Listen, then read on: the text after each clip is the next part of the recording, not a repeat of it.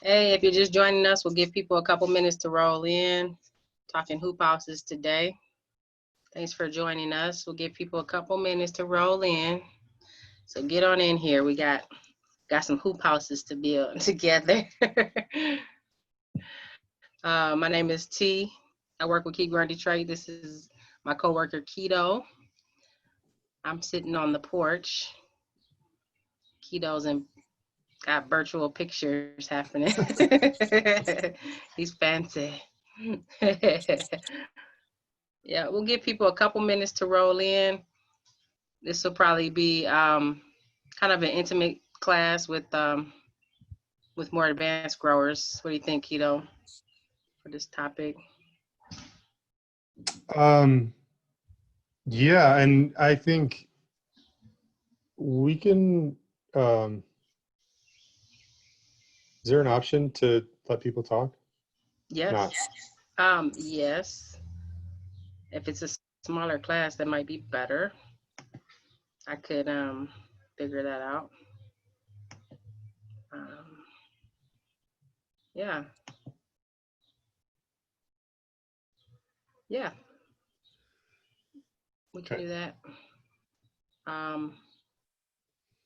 Yeah. We'll give people a couple minutes. And do you want people to ask questions directly? Is that what you're thinking? Yeah, I mean, let's say if it's under, I don't know. Well, let's just, let's give it a few minutes and decide if we're going to leave it open or have a time to talk. Yeah. I think most of the folks I see on the line are familiar with the Zoom calls. If not, Yeah. we use the chat box to communicate with each other. Me and Keita are just thinking if this will be a kind of a smaller Tuesday class, that we may just, just have folks talk. But Yeah. give a couple minutes to see who'll roll in here. Yeah. Yeah, you know what? Let's just set it up. Let's just let people talk. Try it. Yeah. Okay. I think I would have to make people panelists, and then their video would be on. Okay. Which is fine. Can you do that in real time? Mm-hmm. So we'll try a little experiment since it's a small group. And we will promote people to panelists. If you want your video to stay off, feel free to just click stop video. And if you want, to not talk, that's fine too. So, but we'll try this little experiment here. So we have a small group talking about. So I'm going to promote you to a panelist, which means you should have the option to start your video and to start your, and they just go through and promote everyone here.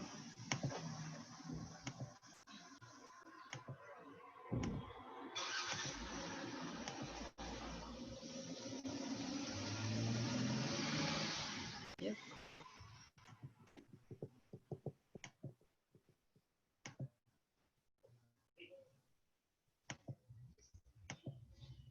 Okay. Yeah, so we have a small class. We promoted you to, hey, Nicola. Nicola, can you talk? I wonder if it worked. No. Yeah. So we have a small class today. We decided to promote to panelists so that you guys can be kind of more intimate and talk.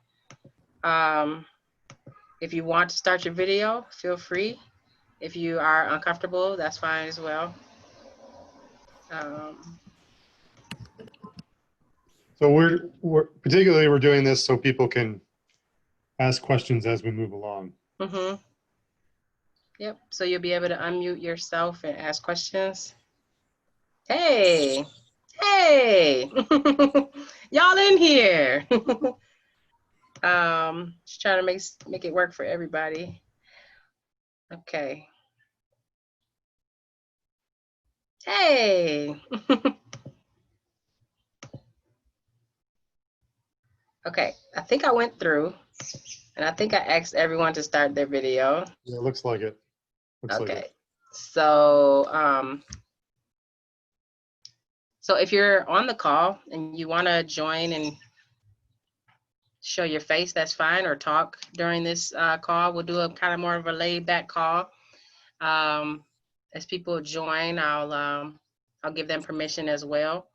But why don't we go ahead and kick off the discussion, Keto, and then I'll monitor and make sure people can have access to talk. Okay, great. Welcome, everybody. So we decided to do this class a little bit earlier in the season, and it's a kind of a riff on things. But the short of it is start over. We are focusing today's conversation on season extension structures. We can get into a conversation about the actual crops to grow and methods of season extension if the group wants to move in that direction, but the presentation is mostly focusing on structures and different applications, um, costing, labor, all that kind of stuff. So I'm going to jump in on that presentation. We'll go through it for a while, and then we'll kind of, in terms of questions, I guess, I don't know if we should do raised hands or just, I guess we'll just let people talk and we'll see how it goes. And then if it's overwhelming, we may alter things a little bit. This is we have some video in the presentation from a build that we were helping Fisheye Farm do a few weeks back.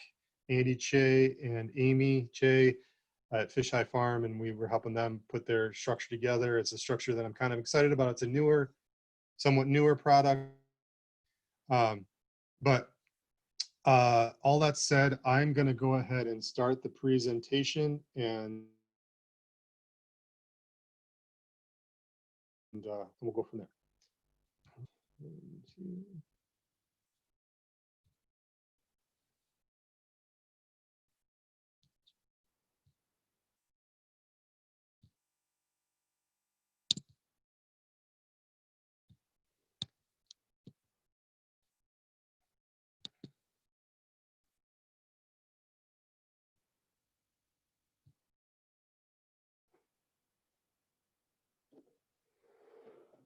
Okay. The focus is hoop houses, types, uses, and planning.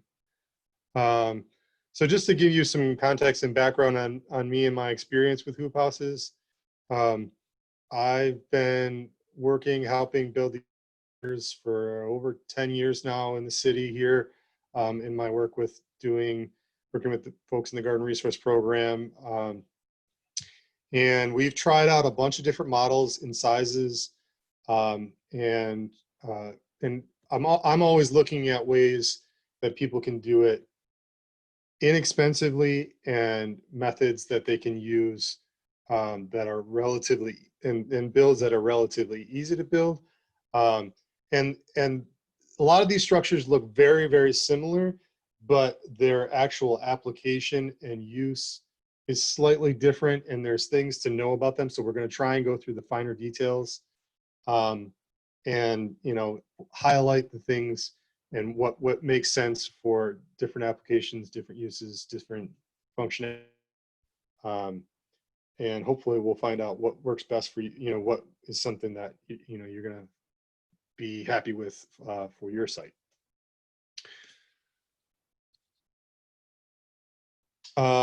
So to start out, I wanted to give kind of a big picture, the difference between hoop houses and greenhouses.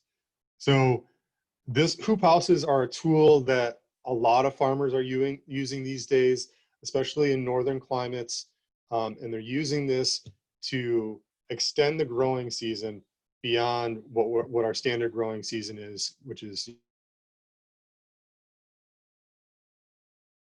roughly April through October growing season, and using some kind of form of hoop house or hoop house like structure, and I'll kind of tap through those as we're going. You can grow earlier in the spring, as starting as early as like say February, and later in the fall, and even through the winter into the following spring. So in theory, you can actually be growing or actually harvesting year round. And that's getting it, and it doesn't mean that you can be growing tomatoes during the winter. It needs to be specific crops that can tolerate cold, because these are, in the case of hoop houses, these are unheated structures. You're just using the heat of the sun and the heat of the earth to warm the space. But that works out really well for a lot of crops. Just briefly, on the list would be leafing crops and rooting crops are the ones that really tolerate those winter months well. And so that would be anything from cabbages, kale, lettuces, arugula, spinach. Spinach is a great one. And then rooting crops, carrots, turnips, beets, radishes, and and the like. And these, so the other things, so there's no gas, there's no heat, there's no electricity. One thing I really want to point out for any of these structures is water is even more crucial, because we are not getting any rain from the outdoors. So if you think that you're going to build this hoop house structure and it's going to make gardening easier, tell you what, it's not. It's harder. It's a different animal in many ways, growing in these structures. It has its advantages. You can be starting tomatoes, get your tomatoes in the ground as early as the middle of April. You could be starting spinach and turnips and radishes as early as February. And you could get much more harvest out of a particular piece of land with the use of these types of structures, but it requires not only the addition of making sure you're taking care of watering, because you're going to be drying out more quickly because it's going to warm up quickly, but there's no rain from the outdoors. And anything that, the only water that hits that ground is the water that you put there.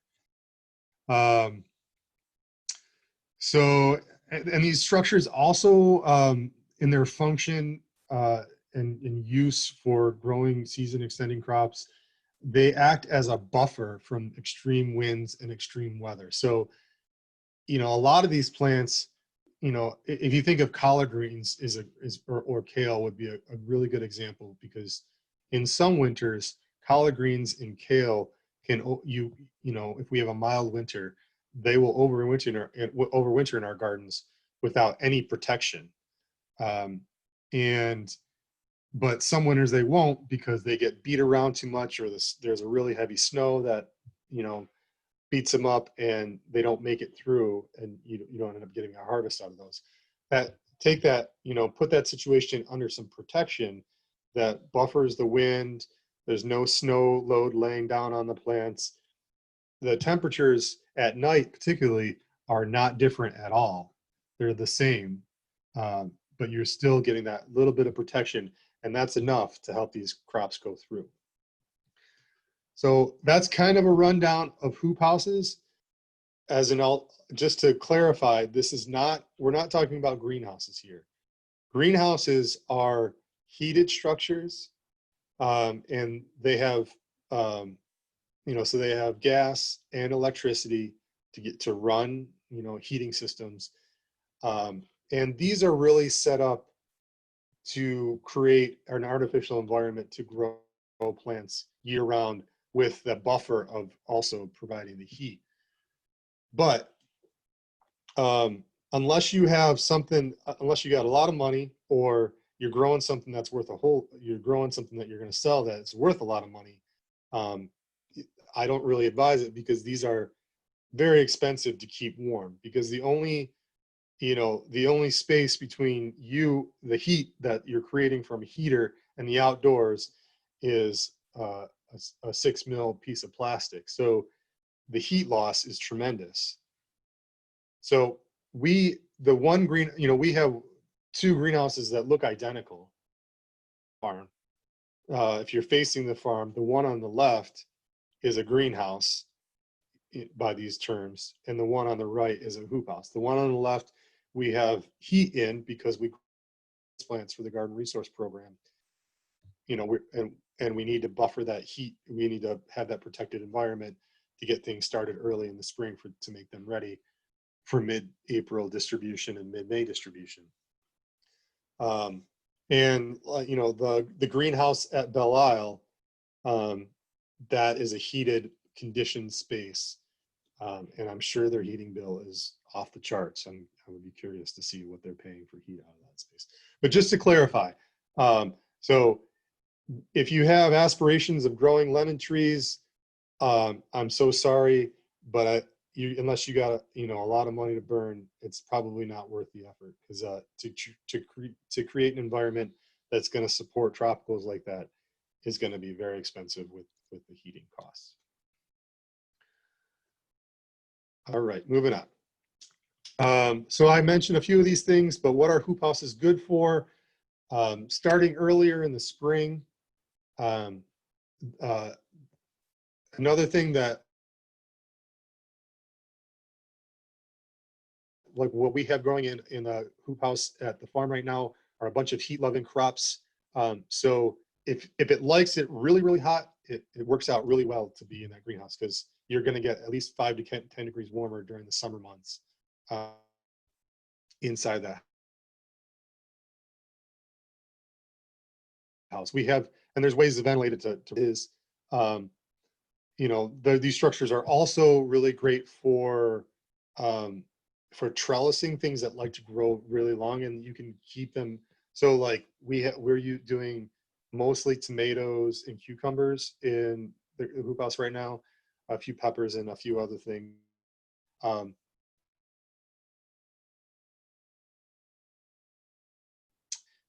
They like to climb, and they'll continue to climb if you give them the space. But in an outdoor situation, it's hard to really set up anything that's going to be some kind of trellis or staking that's above that's much higher than 6 feet. But in this case, the rafters go up to 12, 15 feet, and the plants will get that tall in a season, because they'll just keep growing and growing. Crops also that thrive in there. So like some things that we borderline can grow well here, watermelon is one. Okra does okay, but if you've ever seen okra growing in the South compared to how okra grows here, I mean, I remember being in Kansas and seeing okra plants that were 10 feet tall or 8 feet tall. I mean, they were just huge. And I've never seen a okra grow taller than 4 or 5 feet in Michigan. But they love the heat, and that would be a good crop that would really go well. Sweet potatoes would be another one. Melons, as I mentioned. So I mentioned growing leafing and rooting crops start late summer for early fall or winter. Just a really brief rundown on like how the functioning of the or a season extension winter harvest would work. Basically, plants need 8 to 10 hours of sunlight to grow, and our sunlight dips below 8 to 10 hours about the middle of November, a little bit, between the 5th and the 10th of November. And then it gets above 10 hours about the middle of February. So during that period, plants will stay alive and they'll stay green, but they won't actively grow, or if they grow, they will grow very slowly. So the plan is to start those crops really early earlier in the season, with carrots, some things as early as July now, like carrots, we could be starting carrots um, this month for winter harvest in the greenhouse. But getting things and then planning to get them in the ground between now and the end of September, more or less, and then they'll grow enough that you could be harvesting all winter long, and then when the spring picks up again, you could be harvesting. You know, then they'll be actively growing again and harvest more. Um, so, you know, as I mentioned before, I touched on this a little bit, but you definitely have to. There's a few managing points that you have to make sure you're taking care of when you have these types of structures. I mentioned the watering. Ventilation is another huge one. If it's all shut up and you get a really sunny day, even in the early spring, it can jump to 100 degrees in there quite quickly.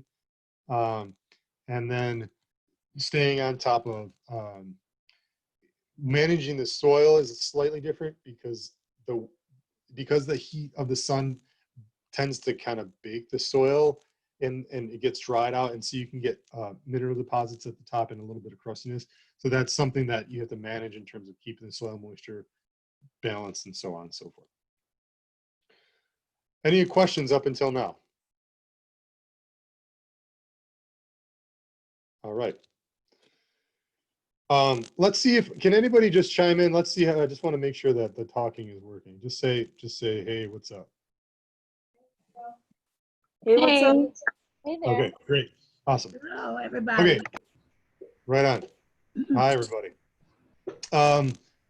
So a few things to consider before you make any kind of investment in structures like these, particularly some of them that are slightly more permanent. A few of them, like the quick hoops we're going to talk about first, are pretty easy to set up and break down, and it's not that big of a deal to move them around. But if you're doing one of these larger structures, like a 30 by 72 hoop house, for instance, uh, it's a pretty permanent structure. It can come down, you know, it's not, but um, we advise folks to work on these issues before you get yourself set up. So land ownership is a huge thing. So if you don't own the land, we recommend that you get permission just to not get into any kind of discrepancies or misunderstandings, or like they want the land back and you don't have the ability to get your structure off in time or whatever. And if you are, you know, and if you're trying to figure out a site ownership of your land, T here is really been spearheading that for KGD, and it can be a resource to you to navigate the city process for purchasing land. And then a few kind of pointers.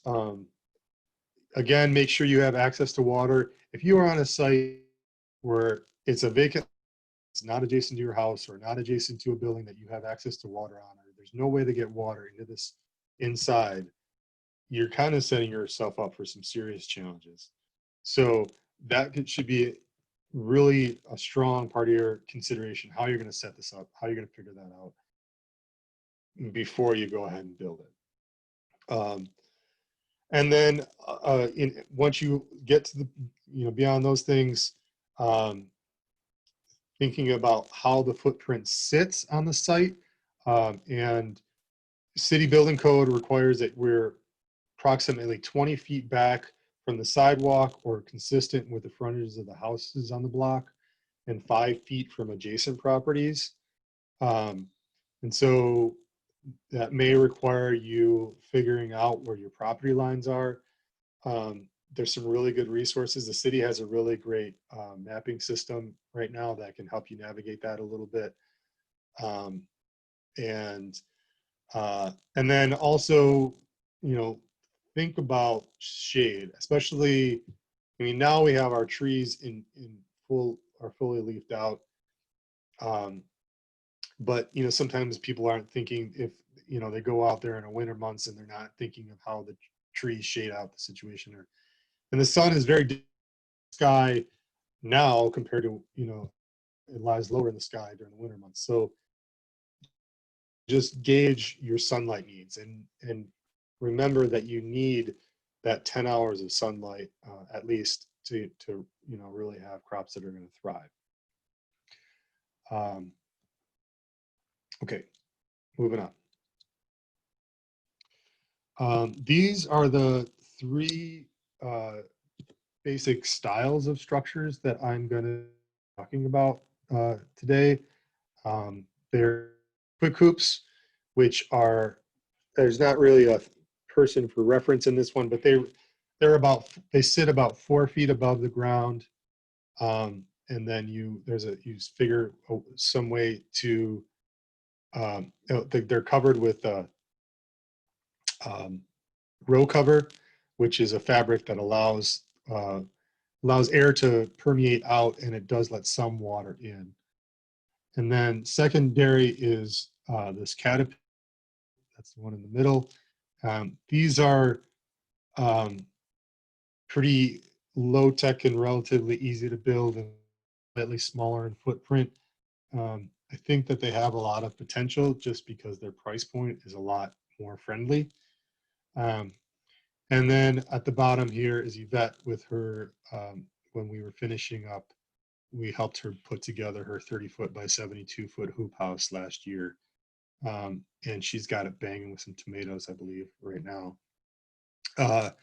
So that structure is huge on the inside. It's a very nice footprint. You can grow a lot of things, but their price point is definitely something to consider. Okay.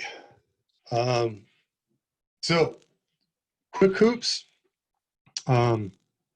These are definitely the lowest cost season extension method.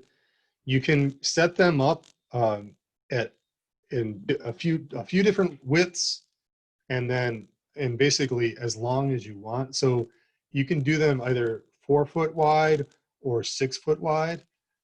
Some farmers set them up at 6 foot so they can fit two 30-inch beds and a foot bed between. So they have a very specific design plan to be able to get as much area of crops growing underneath a very simple and expensive structure. The 4 foot is a really nice option. It works out really well in, you know, uh, to work with raised beds, to figure out how to put them over raised beds. There's a few ways to do it, but they're perfectly, you know, they fit over raised beds really nicely. And all, you know, the setup is you take either PVC or EMT conduit, and we're going to show a short video on that in a second, and bend it. We have a bender available at Keep Growing Detroit. We keep at our farm, and if you're really interested in bending some, we can figure out, you know, maybe some way to, you know, bend the hoops for you. We can. We haven't really talked about that yet at KGD under the COVID circumstances, but it seems reasonable that we could figure something out to help you bend if you wanted to do that. These structures are basically, you push those into the ground, or you slide them over some rebar, and then you take row cover, specific wide row cover, and you can cover it, and then weight down at the bottom of each side of the hoop, and then tie it off at the ends, like you see in the picture here. You know, protection in these structures is okay. It's not as good. You don't get the heat, the general like heat and warmed air, and, you know, kind of benefits of some of these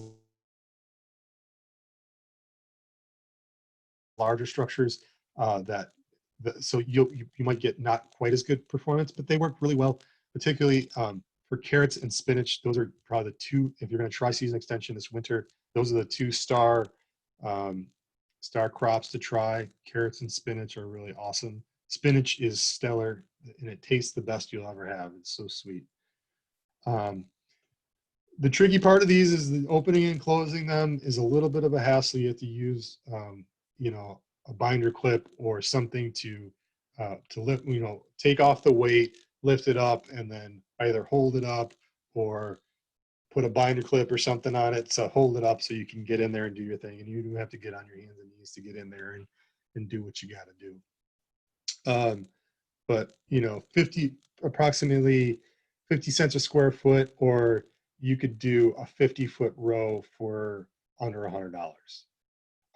So if you were just doing, and then if you were just doing a raised bed or a few raised beds, a raised bed, you know, it's like for one piece of condo, it's $3.50. And so for under $30, you could be setting up your, you know, between $30 and $50, you could be setting yourself up for, you know, for for doing it on top of raised beds. And this is Andy is going to talk a little bit about what he does at the farm at Fisheye. This is a PVC low quick hoop. They're nice because they're really inexpensive and easy to install. You would only expect maybe 3 or 4 seasons out of the hose though, because of sunlight degrading the plastic here.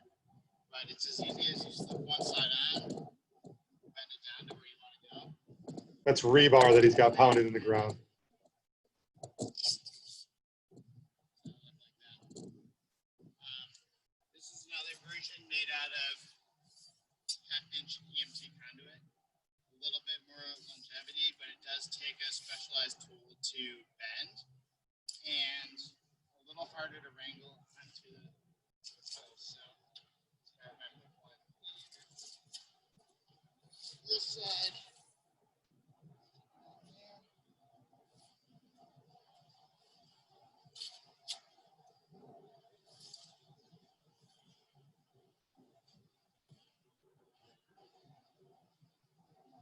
Not going on fully, but this would be good enough.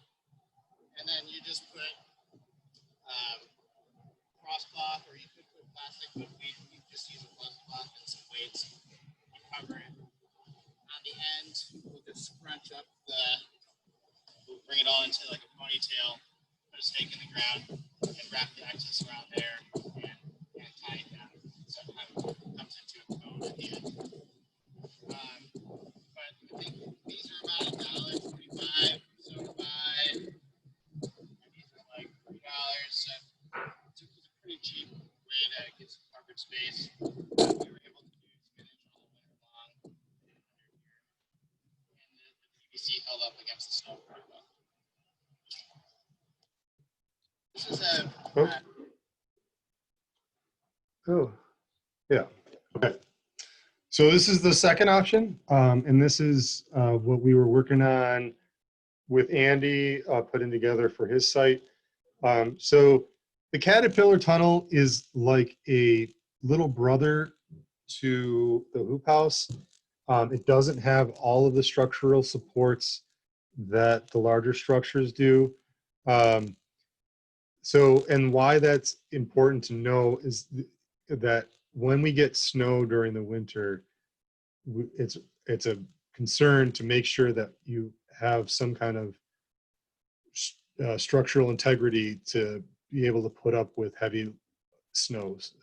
So if we get a wet snow and we get 3 or 4 inches, especially if it's a rounded, we'll look at some pictures of those in a minute. But that can accumulate and essentially it could bend it inward and crush the whole structure. I've seen it. I witnessed it in person, seen, you know, the whole thing bent in with a big block of ice in the middle because it was had all melted.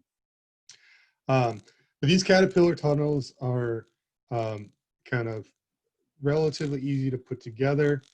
There's a few slightly less parts. It could be put together with a few people, require a few less tools. So they're, you know, in price, they're going to range between $1.50 and $2 a square foot.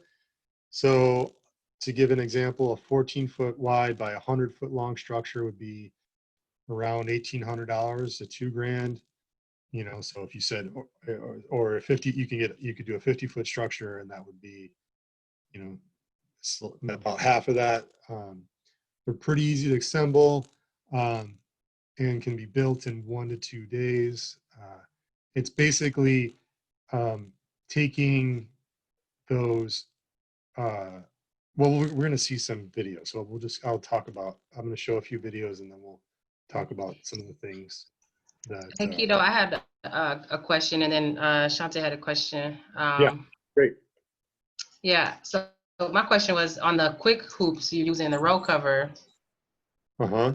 and then the Caterpillar using the plastic. I've seen people use plastic on the quick hoops, but can Yeah. you just talk about the difference and like what Yeah. would be the? Yeah, good point. So we like the row cover for the quick hoops because it breathes, and it's such a small area that you need, you know, some consistent ventilation. So it just it makes it so you don't have to go out and figure out some kind of ventilation options. Hold on, I'm gonna scoot here because my internet's not in a better spot. So plastic, you can also use greenhouse plastic. Though, you definitely, well, you definitely should use greenhouse, a specific greenhouse plastic over what you would get at the hardware store, because the stuff that you get from the hardware store is it doesn't it will what they call it photo degrade. The sunlight will break down the plastic, and in the course of one season, it'll become brittle and make a whole mess in the garden. Whereas the greenhouse plastic has this chemical in it, some kind of inhibitor that prevents that from happening. It has a longer lifespan. It'll last 4 to 5 years in it. And it actually lasts longer than that. It doesn't get brittle. It'll just start to get a little hazy, and not let as much light in over time. So some people have both as an option. They'll cover, and when they're expecting snow, they'll switch to the plastic. So the row cover is more like fall. So it's something that, you know, it's something to play around with. And then Yep, and then Dr. Buckley asking like, where do you and then there's find another the question. green? Yep, there was a question about where do you find the greenhouse plastic in the chat box? Oh, let me pop up the chat box. Okay. So there's a few different places. Locally, there's a place in CAPAC, C-A-P-A-C, called Hortmark, Hortmark. So the advantage of getting it from them is that you don't have to pay for shipping, which for a roll of plastic can be expensive. For smaller sizes, there's Farm Tech is one online that they sell it by the foot. So it's like a standard width. You'd get like, you know, standard 10-foot width, and it's something like $2 a foot or something like that. So you could get, you know, 15 feet for a 4x8 raised bed, and that would be, you know, $16 or whatever, or $30. You know, your internet is a little bit choppy, Keto. Yeah. Let me see if I can move to a different place. Yeah. And then when you get a second, can you type the name that you said in the Yes. in the chat box for Angela? Yes. Hold on. Yeah. And then folks just joining or who joined after we started. This is a little different than we usually do. We usually just strictly do the webinar because we usually have lots of people on the call, and it'd be hard to monitor everybody's mic and everything. But we had a little smaller group. We thought we just open up to let people share their video and share their microphone. So if you're just joining us, I did give you permissions basically on this thing to start those things. So feel free to throw your video on if you'd like to. And then some folks are using the chat box for questions. You can also kind of interject Keto. He gave us permission to interject him with questions as well if you want to unmic yourself. I can't find the chat box while I'm sharing full screen, so I'll do that in a little. Okay. Yeah, it's a little tricky. You want to spell it out and I can type it in there. HORTMARK. Oh, I'm sorry. Ashanti got it. Okay. All right. So other kind of details. These structures, I think may not as robust or sturdy as, some of the bigger structures. So, if we have a really high wind, for example, it would definitely be, something that you got to go out and make sure that everything is copacetic, because if wind gets underneath that big piece of plastic, it's going to whip it right off. So it's got to be secured, you got to work out securing it properly. And the designs are supposed to be pretty good for that, but it's just a concern of mine. It seems like at least 1 or 2 days a year, we get winds above 30 miles an hour, and that could be a real problem. All right. So this is just to show an example of the end wall tied off. That's one option. Or this is the other way to do it, to have doors and to hinge it. They call this a scissor door. And then I'm going to show you a few videos of just some of the steps of the process that when we were working with Andy. So when we set this house up, the first step was laying out the footprint to have it square. So We can't see the video. Oh, there we go. And then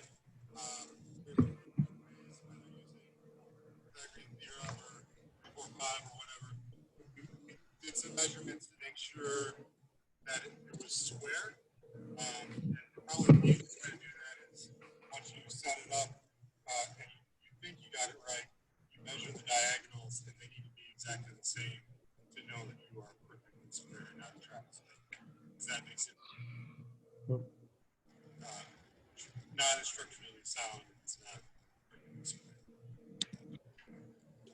So when we set this house up, the first step. Okay, so that was my not so great description of how to do squaring the footprint. But basically, I'm not, I don't think we need to get into the nitty-gritty details, but making sure that the structure layout, the footprint on the ground is set up just so is a really important point. Usually it's kind of tedious and it takes sometimes up to an hour or more on larger structures, but to get it just square, because if you measure, okay, it's 14 foot wide at this end and it's 14 foot wide at this end, and we got a 50-foot long structure, and we measured all those distances, we should be good, right?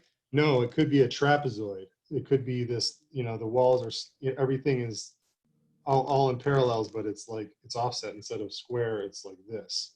And so if you measure the diagonals between, the tip of my finger and figuring this is the sides, you measure those diagonals, you want those to be exactly the same to know that your footprint is exactly square. And then this is kind of the short of assembling the bows. These bows are 14 foot wide. It's a series of 3 main pieces. There's the half circles or the quarter circles, and a peaked top, which is a really nice feature for fluffing out snow during the winter.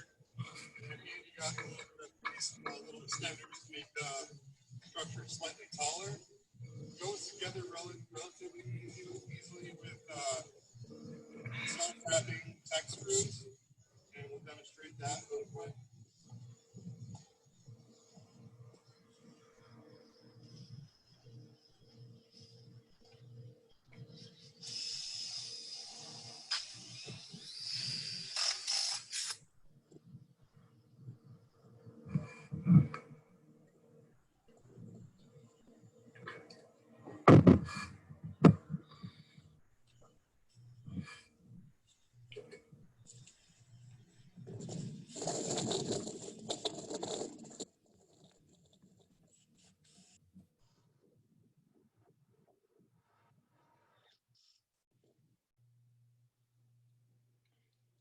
Okay, and then this is, oh.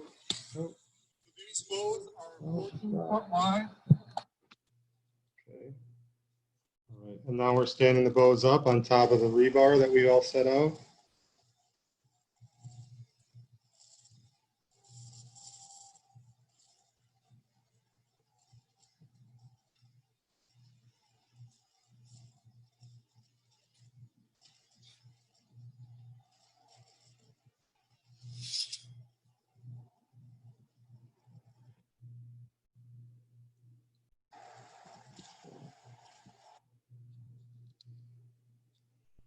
And then Andy's going to talk a little bit about some of the wind bracing in the corners.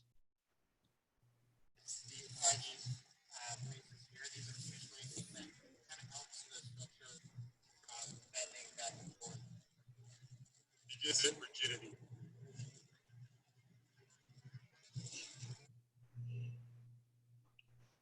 Can you turn the volume up, kiddo? Yes. But I'm not going to show the video again. I'll just summarize real quick. Oh, okay. I mean, I will turn up the volume now.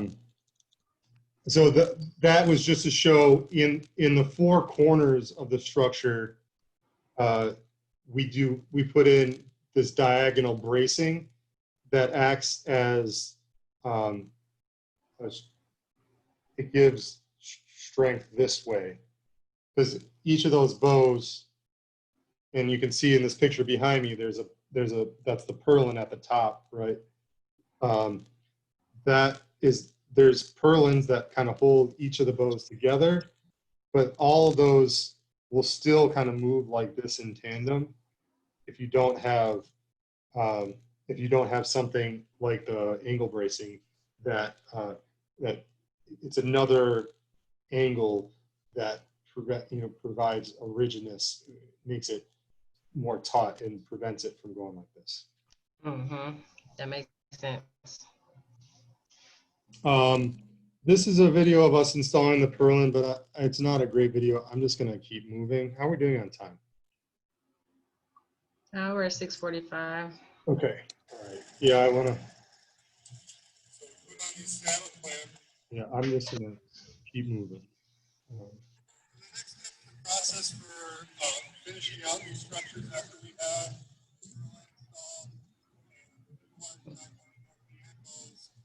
installed install doors, a really simple design door that are called scissor doors, which is basically a hole between two poles that come down and spread out in the bottom and open. Okay. So I think that kind of summarizes the Caterpillar tunnel generally. Mm-hmm. Did you see the question in the chat about securing the plastic down with the Caterpillar? Yes, great question. There's the thing, and now I can see chat. I couldn't find chat before. Sorry about that. So, That's okay.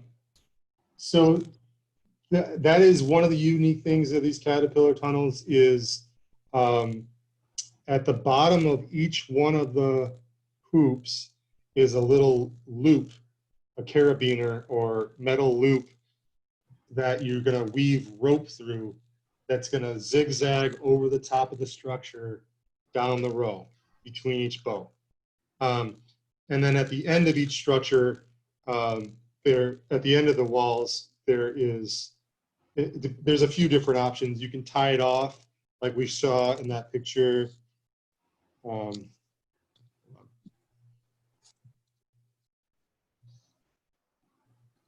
Tie it off or do that. Yeah, you can scissor. tie it off like this, or in this case, it's attached on that end bow it's called wiggle wire track. So there's like a U-shaped track that attaches to the top of each of those ends. And then there's a wire that looks like a Ziggy S that you pull the plastic over top of the U-shaped track, and then you put the wire inside of it, and that locks it in place. So it's a combination there. The rope over the top in combination with these little springs that are on the bottom of every other bow gives you the ability to lift the plastic up for ventilation, whereas some of the larger structures have roll-up sizes ventilation. We'll show some images of that in a little bit. A few vendors for these types of structures, and I'm going to try and do the chat. All right, I'm going to get to my next slide first.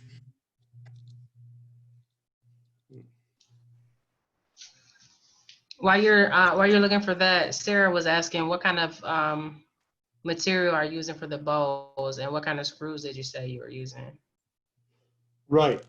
So there's a few good things in that.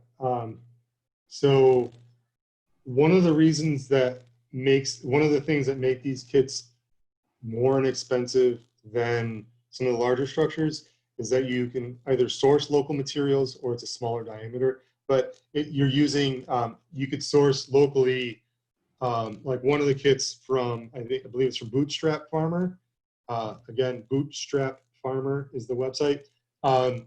They have it where they send you all the little parts and screws and all these things, and then you go and purchase fence top rail, which is I think 1.25 inch diameter, and which you could get from someplace locally like Federal Pipe and Steel over on 6 Mile, and so you don't have to pay for shipping for those things, and you're supporting a local business as well.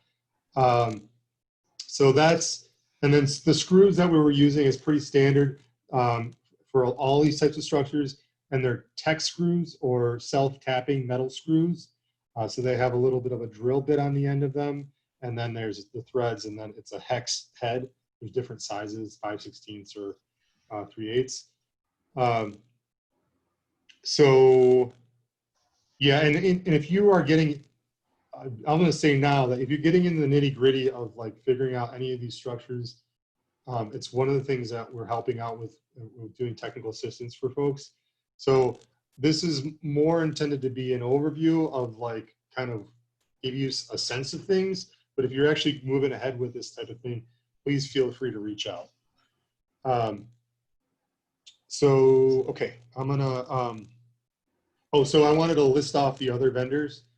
So I said Bootstrap Farmer. There's Farmer's Friend. These are all websites. They're not local, unfortunately. So Bootstrap Farmer, Farmer's Friend, and then Tunnel Vision. They're out of Ohio, so they're neighbors. And I think that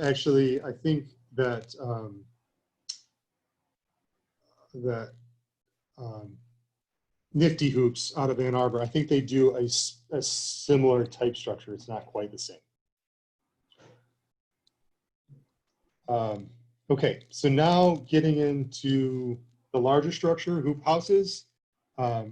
So for these, we're talking about beefier steel, hardier construction, will last a lot longer, and can be much bigger footprints. So the limitation of the Caterpillar tunnels is, I think the biggest I've seen the width be is maybe 15 feet wide. So if you want to be wider, you'd have to, you know, as far as 20-foot wide or 30-foot wide. If you just, you're looking to have more growing area underneath protection, then you're going to need to start looking at these kinds of options. So the hoop houses are $4 to, you know, $4 to $5.50 a square foot. So, you know, roughly 20-foot wide and 72-foot long structure would be between $6 and $8 grand, basically. They, you know, they do require some, you know, you kind of need to know what you're doing. But if you know somebody who has general building experience, has built sheds or other, you know, has some kind of construction experience, it's not, you know, it's not that hard. It's just, you know, plumb and square and, you know, kind of getting a sense of how everything goes together, and you can probably figure it out. And again, you know, we can support you with that. That's, you know, KGD is providing those service for Detroiters and Keep Growing and KGD members. We also have a comprehensive tool list of the tools needed, and we can, you know, that's can be available on request. And these will take a good, you know, 2 to 4 people, 3 to 5 days, you know, give or take, depending on, you know, all the factors. Generally speaking, here's some pointers on planning. You know, a few just things to consider. There's ordering the structure. I definitely recommend shopping around, and there's some features we're going to go like if we have time here. There's lots of features for these larger structures, and I'm going to try and spend a little bit of time on those just to give people some, you know, some general knowledge, and then we'll try and open it up for questions, because I want to make sure we have some time for people's specific interests now that we've kind of gone over once we've gone over the kind of general story. But, you know, definitely shop around. There is, you know, there's lots of features, and you can do, you know, a lot of price pointing. When you get this structure, you have to plan for a place to store it until it is built. There is, you know, some of the pipes are 20 feet long. There is aluminum in parts of it, so you know, aluminum is, you know, is a valuable thing, so you want to make sure you secure it. There are some local materials usually that you need to purchase, like lumber.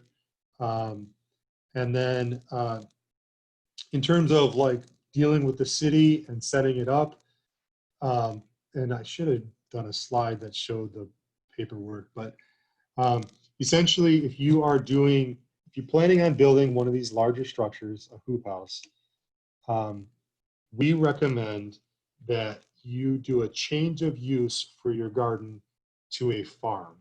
So it may be just you own this lot, or you have your backyard, or whatever the space that you're building the structure, and it's just what it is. It's just a residential or whatever. But to do a change of use to a farm, you have to submit a little bit of a site plan and things. But when you do the change of use, you are making a statement to the city of, one, it serves the greater good for gardeners in the city, gardeners and farmers in the city, because it shows that you know, we are on the roster, so to speak. But also it negates you having to get a building permit, which is the, you know, probably the more relevant thing to most folks, is that, you know, instead of paying $200 just for a building permit, you paid, I think it's roughly $200 for the change of use, and within that you get you by right you can build a structure with that change of use designation. T, can you clarify that? Is there anything you want to clarify on that? Because You got it. Except for I think the fee is $150. It's a little better. Okay. All right. And then lastly, like if you're doing any construction, especially pounding, you know, digging in the ground in any way, be sure to call Miss Dig just to avoid running into utility lines or electrical lines or whatever. On the right is a not 100% comprehensive, but these are a lot of the greenhouse suppliers that I have respect for and think that they have good kits. And I mentioned Farm Tech earlier for supplying plastic. They also sell hoop house kits, but their kits, I think, are poorly designed and hard to put together and funky and weird and made with parts like just inferior quality. So I don't recommend them. So I didn't put them on the list, but just to reference that.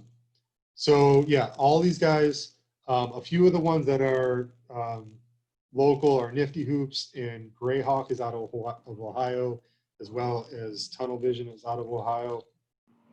All right, so moving on. I'm just gonna, this is general building steps. I'm gonna share these slides with everybody. So this is more for reference down the road.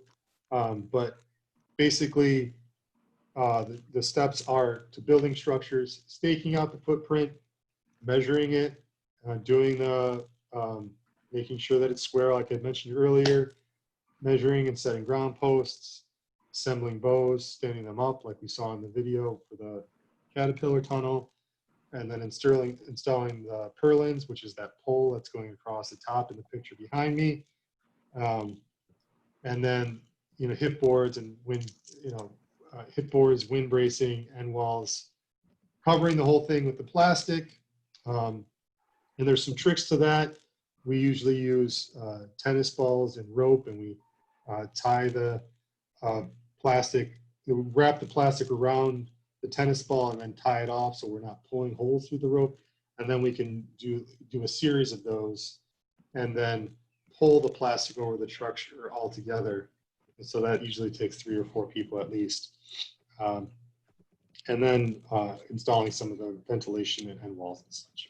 Again, just a very brief summary, only for reference.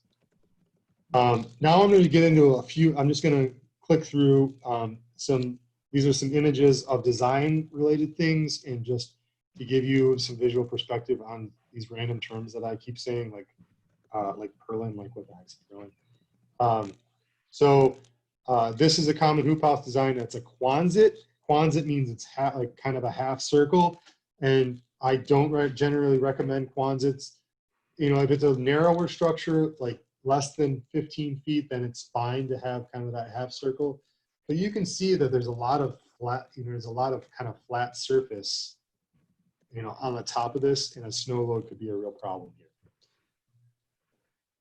This second one is the A-frame or peaked, which is, or similar Gothic is this next one. This is really, the best setup for a situation with anticipating heavy snows. These are kind of this image of them next to each other to give context. Structures can range in width from 12 feet to 34, 35 feet. I've never seen a structure larger than 34 feet. Generally speaking, you can get most any length in multiples of 4. The biggest one I've ever seen is the one we built at the farm. It's 144 feet long. Most folks are doing something that's going to fit within a city lot. Most city lots are roughly 100 feet long. So most folks are doing a 72-foot long structure. And it's a huge size. There's a lot you can do in that kind of space.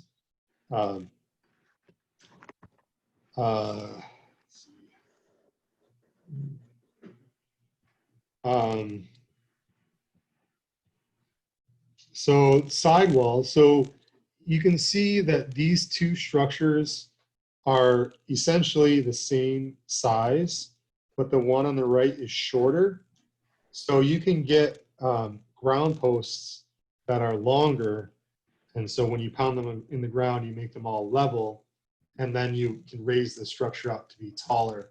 And oftentimes people choose this because it allows you to be able to walk along the sides of the length of the house, whereas the one on the right here, you wouldn't be able to do that. So the coldest part of the house is on the edges.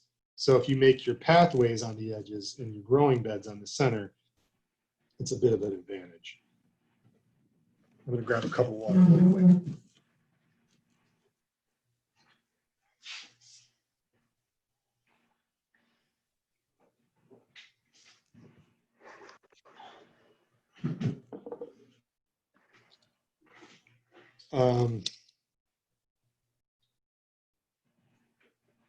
So this is just to give an image of ground posts in the ground.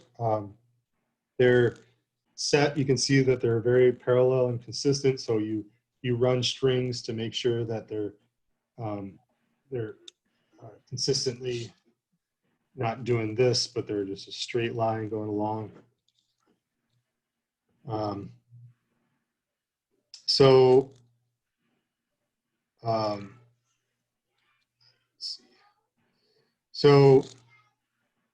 These are the purlins and the ridge cap, or it's another, also could be called a purlin. So these poles that are running the length of the structures are the purlins, and that ties them all together. Also to note here in this picture is that bar running parallel to the ground, and then it's got two angled bars going off of it. Those are the trusses. That also gives it some really nice structural integrity and gives it strength.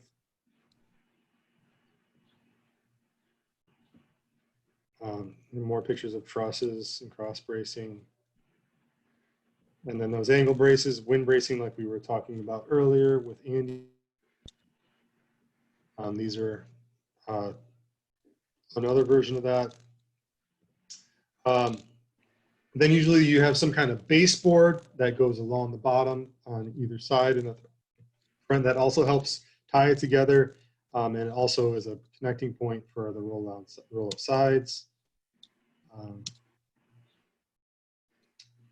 I'm gonna just, let's see, I'm just gonna click through here. Some of these things are not. So this is, let's see. Okay. Well, the hip board is, basically at the bottom, this bar on this slide that's running parallel to the ground, that's about 6 feet up. And that the plastic attaches down to that point, and then below that, from 5 feet down is where the ventilation happens, the roll-up sides, which runs the length of the house. Let me see if I can do better with that. Right here, okay? So this is a roll-up side, and it's open right now, and that this crank that you can see, this orange thing in the bar, I can do that, that's the pointer. So this is this crank rolls this side up and down, which is a crucial tool for ventilation, because if this was just all the way to the ground and it wasn't, and if it was just all sewed up, it would be really hard to regulate the temperature on hot days to keep it, not from totally cooking in there. Let's see.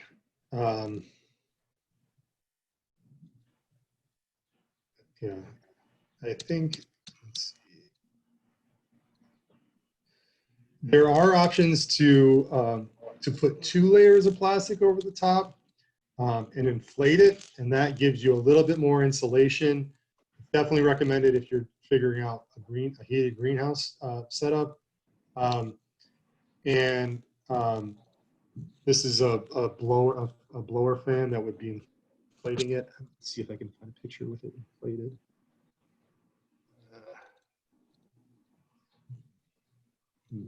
No. In any case, it looks like slightly ballooned out. Unless you're really thinking about doing a greenhouse type setup where you need the heat, like you have a heater set up in there, I don't really recommend it, because this plastic needs to be replaced every 4 to 5 years. And, it's between, so roughly, so a 20 by 72 structure is going to be $300 or $400 in plastic at least. And so if you have to replace 2 layers, you know, you're doubling your costs every 5 years.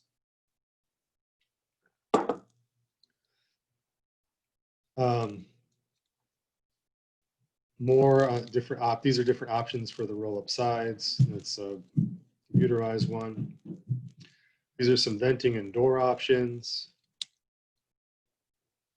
And this is end wall venting, which is usually how I end up doing it is something akin to the one on the right. You just build it out of 2x4s and try to, because this, you know, this louver on the left is $300 or $400. But you could build this thing on the right for $10 or $15, and it works just fine and it vents nicely. That's what we've done in a lot of the kits that we've built.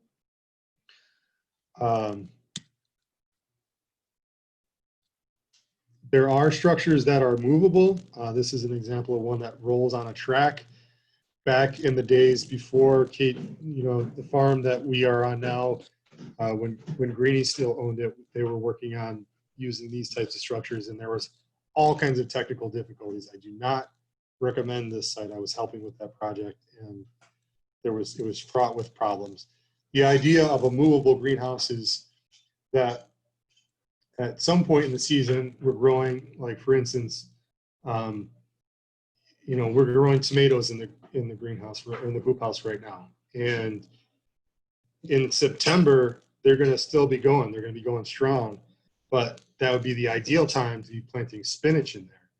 So the idea of the movable house is that you start the spinach outdoors, you leave tomatoes on as long as possible, and then you slide the house over the spinach to continue through the winter months. It's a great idea. And for some of these smaller structures, you can use that same concept of the caterpillar tunnel and do that move, because it's so easy to take apart and move. So that could be an option. And then here's a few pics of, you know, what you would be getting once you're getting it shipped. Okay, so now here's my email. Be sure to jot it down if you have questions or you're looking for technical assistance. The last thing I want to say is, you know, before we dive into questions, is there are resources available through NRCS for, you know, basically for hoop houses. It requires that you have a history of growing at your site, so you need to show crops in the ground.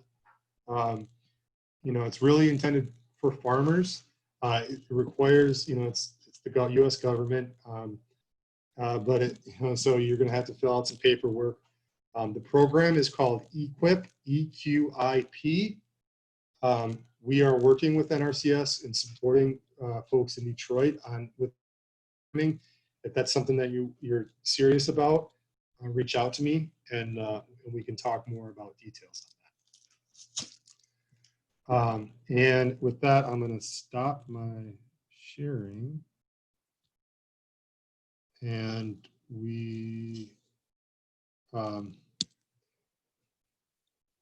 and open up for questions.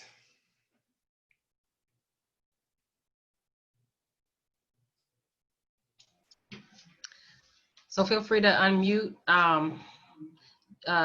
Cindy was just asking a little bit more questions about the permitting process. And I was just repeating, it seems like a conundrum, but as long as you're registered as an urban farm or urban garden, you don't need a permit for the house itself, even though the structures are quite large. So that exception is in there for those structures. And then if there's any other questions, folks can definitely unmute and ask directly. If not, we can take off. I will include I'm gonna send you the email with the participants, because folks wanted the presentation, because the video was a little bit hard to see. Okay. So folks wanted the presentation and some of those resources that you mentioned, the websites, I think they were on the last slide, but maybe we can call them out in the email. Okay. And so we'll get that over to you guys. Any other questions, folks? I did have a question. Oh, This go is ahead. I have a small hoop house. It's only about 15 by 20. Uh-huh. Keto, do you recommend that I get a permit for that? Change of use, do you recommend that I get a change of use for, Yeah, I mean, wait, is it already constructed? no, not constructed yet, no. Okay. It'll Well, probably be next year or this fall. right. It seems like the city is kind of, on some neighborhoods, they're taking the building code much more seriously. And in other neighborhoods, they're not. So it is a risk that they could, they could call you out for that because you didn't get a building permit.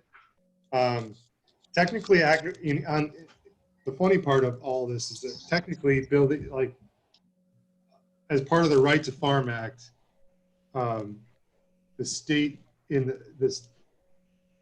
the state building code allows structures, agricultural structures, which this falls under. But the city said, well, okay, we hear that, but we need some kind of representation that it's a farm for us to work with that. So they're kind of hybrid of the idea. Okay, I'll put in for the change of use then. Yeah. Put in for that. Okay. Thank you. I just wanted to thank Keto. This was a really good class. So I want to thank you for this, and T. And hopefully we'll have some more. Thanks. Yeah, good to talk to you, Rowena. Thank you. So my internet bounced me off, and in the 2 minutes I was gone, you might have answered my questions, but Okay. I don't have room for a big hoop house, so I'm just looking at covering my raised beds. And so I'm wondering how I know what length I'm supposed to buy of the electrical conduit. My beds are 4 by 3. Right. So the electrical conduit comes in 10-foot pieces standard. That's like the only. Oh, well, then I I guess know you could buy exactly it. what size to buy it then. Yeah. Don't I? Yeah. But so you would you would probably just need 2 of them. Yeah. Yeah. Okay. And then their row cover. Yeah. Okay. All right. That makes sense. And do you think the tension of it inside my raised bed would be enough, or do you think I need to put rebar inside the thing to shove it in? You know what? I think that the rebar idea it's something that I like. So what I've traditionally done is just push them in the ground. Oh, okay. But I think for like something like the raised bed, the rebar is kind of nice because it's easier. Yeah. You can get a little bit more height, and Right. it's easier to take on and off. So, Okay. I would play around with it. The only thing that I haven't quite played around with it yet, because Andy showed me the rebar idea. I had just always been pushing them in the ground. But you have to consider that the fabric is only 10 feet wide, and the pipe is 10 feet wide. If the pipe is pushed into the ground, then you have some slack. And that you need that slack to weigh it down. Right. And so you might want to cut it then, and I'm not sure, or get a slightly wider piece of plastic. Okay. So that's All just right. something. Well, if I'm covering my beds, I'm going to use the row cover to get the ventilation. So then I don't. Right. Yeah. Well, right. Plastic row cover, either one. But Right. Okay. All right. So then the other question is, if I'm going to use this for spinach and carrots as you're recommending, when would I plant the spinach and carrots? And then put the. Right. You got a minute for the spinach. Basically, yeah, and this is probably a class that we'll do before winter hits in. We'll get more into crops, but basically you're working backwards from November 15th. You want it to be established. So you're looking at days to harvest and saying, okay, carrots are 60 days to harvest, and I want them to be mostly mature before the days get too short. So I'm going to start them in between now and between the middle of July and the middle of August is usually Okay. starting carrots, because they, they're 60 days to harvest, but they also take up to 2 weeks to germinate. So, like, Okay. But we have some great resources. If you're really kind of chomping at the bit to get some more technical information on planting, check out Johnny Seed's website, and they have in their education section, they have specifics on there's a really awesome chart, and you can fill out on the dates to give you a sense of when you can plant different crops and all that. Okay. All right. Good. Thank you. Okay. Any other questions? Oh, Shanta, you were trying to jump in there. Did you get your question answered? Well, you know what? He answered mostly all of my questions. I know I typed in some information inside of the chat bar, and I think I typed one of the things wrong, or my computer changed the way that it was spelled initially, and it was the Hortmark.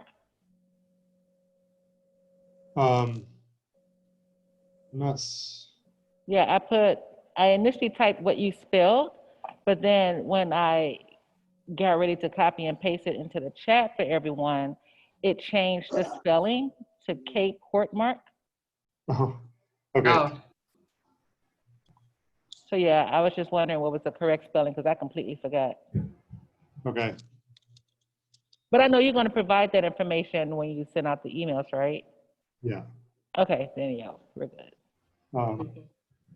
There you go. Michelle had a question about if you have a farm number. Hey, Michelle. What about permitting when you have a farm number? If they have a farm number, they should have a change of use already, right? No. The farm number, are you talking about, you're talking about your USDA farm number. So just to give everybody context on this, when you are applying for the funding that I was talking about, the EQIP funding, it's a program of the National Resources Conservation Service, which is part of the USDA, which is a government agency. They have no interest, care about local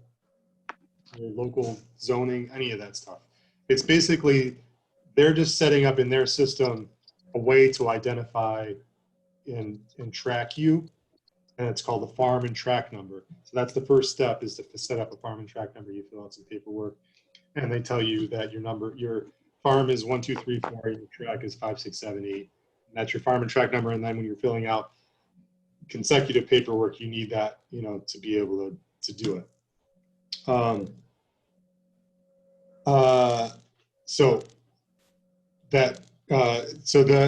If you are, and Michelle, I wouldn't necessarily suggest you pursue that until you know that you're awarded, unless you just feel like you want it to be if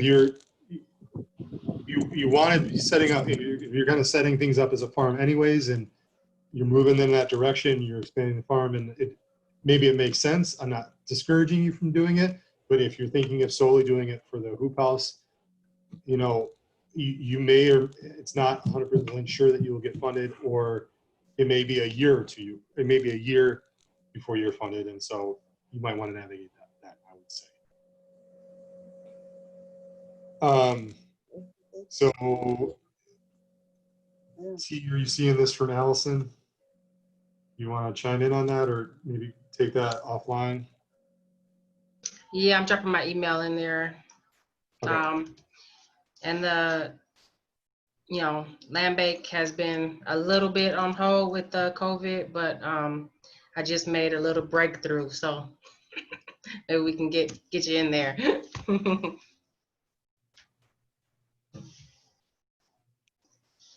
Any final questions? There's a few people who may be on the phone or who didn't turn their video on, but just want to make sure that we got all the questions in there.